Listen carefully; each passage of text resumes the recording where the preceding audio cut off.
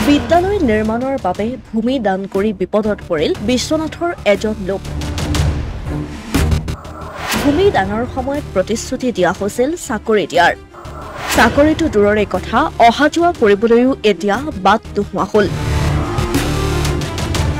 ঘটনাৰ বিৱৰণী অনুসৰি 2021 চনতে বিশ্বনাথৰ পূব ভিৰ গাঁৱত মহম্মদ নাছিৰুদ্দিন নামৰ লোকজনৰ পিতৃ মহম্মদ ছৈয়দ জামালে বিদ্যালয় কৰ্তৃপক্ষক বিদ্যালয় নিৰ্মাণৰ বাবে প্ৰদান কৰিছিল এবিঘা ভূমি,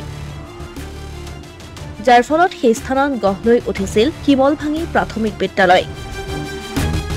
ভূমি দান কৰাৰ পূৰ্বে ভূমিদাতাৰ পৰিয়ালৰ যিকোনো এজন লোকক উক্ত বিদ্যালয়ত চাকৰি দিয়াৰ কথা আছিল, কিন্তু পৰৱৰ্তী সময়ত সেই প্ৰতিশ্ৰুতি পূৰণ নহল। কিন্তু তথাপিও আক্ষেপ নাছিল ভূমিদাতা পৰিয়ালৰ। কিন্তু হঠাৎ এতিয়া বিদ্যালয় কৰ্তৃপক্ষৰ বিৰুদ্ধে আক্ষেপ প্ৰকাশ কৰিছে ভূমিদাতাৰ পৰিয়ালে।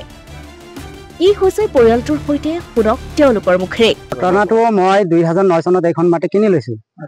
লোৱাৰ পিছত এইখন স্কুল তেতিয়া আমাৰ শিমলডাঙ্গি আছিলে। থাকোঁতে তেওঁ তাৰ পৰা মানে নদী খহাই ল'লে। লোৱাৰ পিছত কোনো মাটি নিদিয়ে। তাৰপিছত মোৰ দেউতাই দেখি পেলাই স্কুলটো যায়গে এইটো জেগাৰ পৰা। দেউতাই ভাবিলে যে যি হওক মই এখন স্কুলত এটা মাটি মই দান কৰিম। আৰু স্কুলটো নিজে দেউতাই মহৰ গাড়ীত ইয়াত আনি উঠাই দিলে। দিয়াৰ পিছত আজি ডেটত 2011 চনত মাটিটো দিলে। দিয়াৰ পিছত এতিয়া বিল্ডিংটো হ'ল। মোক ইয়াত চাকৰি দিম বুলিও কৈছিলে। মোৰ মানুহজনী ইয়াত পঢ়াই 9 মাহমান ইয়াত পঢ়াইছিলো। তাৰপিছত মোৰ মানুহজনী টেটৰ কাৰণে কোচিঙো কৰিছিলে। পিছত কিবা হেৰিয়াত হোৱা নাই, সেইটোত মই কোনো বাধা নাই, মোৰ অবজেকশ্যন নাই। কিন্তু আজি মোৰ পিছফালে মাটি থাকোঁতেও এতিয়া যিখিনি স্কুলত মাটি দিছো সেই কিমান মাটি দিছিলে? 1 বিঘা মাটি দিছিলো। হয়, 1 বিঘা। আৰু কিমান মাটি আছে আপোনাৰ পিছত? মোৰ পিছফালে 2 বিঘা 2 কঠা মাটি এতিয়া আছে। কি হ'ল কাৰণে আপুনি বিপদত পৰিছো? এতিয়া ধৰক আমাক এতিয়া যাবলৈ ৰাস্তা নিদিয়ে, মেনেজিং কমিটিও নিদিয়ে। আজি প্ৰধান শিক্ষকক মই ইমান ৰিকুৱেষ্ট কৰোঁতে তেওঁলোকেও কৈছে বোলে আমাক কোনো পদ্ধত। সেইদিনা তেওঁলোকে মেনেজিং কমিটিয়ে প্ৰস্তাৱ লৈছে এনেকুৱা যে আমি কোনো পদ্ধত আমি তেওঁক মাটি দিব নোৱাৰিম, স্কুলৰ মাটি। তেনেকে পৰিস্থিতি যেতিয়া গম পালো, তাৰপিছত গম পোৱাৰ পিছত হেৰি আহিলে আমাৰ যিজন বিঅ' ছাৰ আহি তেওঁ ভালে কৈ গ'ল যে ক'লে যে আপুনি যেনেকে হওক এই বস্তুটো চল্ভ কৰক, কেনেকে চল্ভ কৰিব আপুনি কৰক। আৰু তাৰপিছত কৈ যোৱাত আজি 4 দিন 5 দিন হৈ গ'ল, এতিয়ালৈকে কোনো ধৰণৰ আমাৰ হেডমাষ্টাৰজনে এতিয়ালৈকে কোনো পদক্ষেপ লোৱা নাই। আপুনি ডিচি ছাৰক জনাইছিল? নিশ্চয় জনাইছিলো। আৰু মোক ডিচি ছাৰে যিখিনি বস্তু আমাক দিওঁতে মই আমাৰ যিজন হেডমাষ্টাৰক তেওঁক ক'লো যে ছাৰ এতিয়া বস্তুখিনি আপোনাক দিলে, যি হওক আমাৰ ইয়াৰ জিলাৰ এজন মানে জিলাৰ মালিক আৰু তেওঁ দিওঁতে তেওঁ কৈছে কি বোলে এইখনতো বন্ধ কৰিব দিয়া নাই, ৰাস্তাটো আমি ক'ৰ পৰা দিম, তেনেকে তেওঁ ভাষা কৈছে মোৰ লগত।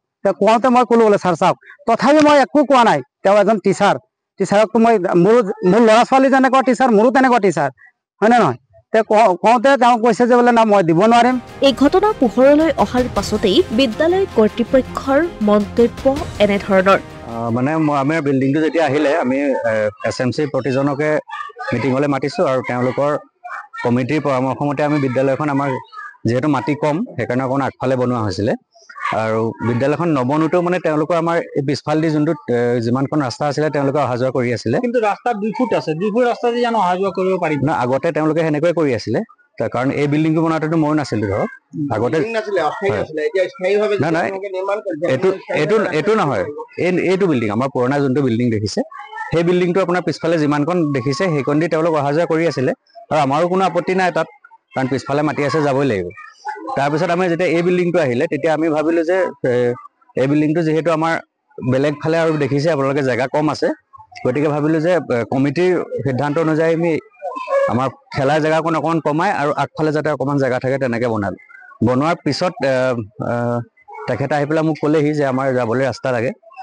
আৰু লগে লগে মই তেখেতে মোক এপ্লিকেশ্যন দিলে। দিয়াৰ পিছত DC ছাৰক এপ্লিকেশ্যন এখন দিলে। দিয়াৰ পিছত DC ছাৰে যোনখন কাগজ দিছে মই সেইদিনাৰ পৰা আমাৰ কাম বন্ধ কৰা হৈছে। আৰু মই লিখিতভাৱে DC ছাৰক আৰু লগতে আমাৰ ADC ছাৰ আৰু মই BO ছাৰো আহি পেলাই ইয়াত কথাখিনি পাতিছে আৰু তেওঁৰ লগতো ডিছকাছ কৰা হৈছে।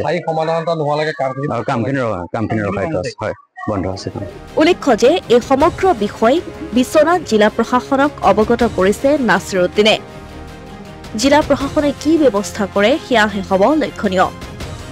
কিন্তু বিদ্যালয়ক ভূমি দান কৰি এতিয়া নিজৰ মাটিলৈ যাবলৈ বাট পথ নোহোৱা হোৱাটোৱেই তীব্ৰ প্ৰতিক্ৰিয়াৰ সৃষ্টি কৰিছে অঞ্চলজুৰি। অসমীয়া প্ৰতিদিন ডিজিটেল সংবাদ বিশ্বনাথ।